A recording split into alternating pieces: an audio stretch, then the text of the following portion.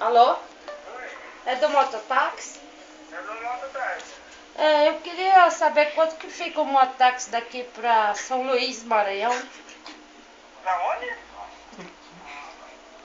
São Luís, Maranhão. Aonde fica? No Maranhão. Mas a senhora tá onde? Em Bauru. Eu tenho Bauru, a senhora quer ir pra São Luís, Maranhão?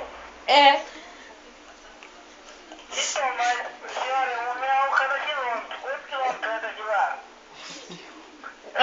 É muito longe. É uns 3 dias e 3 noites. Tem que atravessar. 3 dias e 3 noites. Então, a gente cobra R$1 por quilômetro.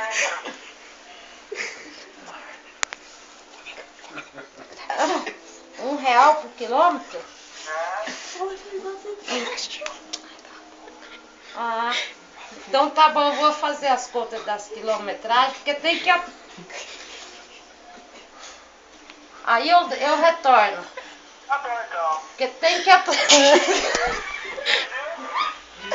Carro, Melhor ainda, né? vai ter que atravessar o mar.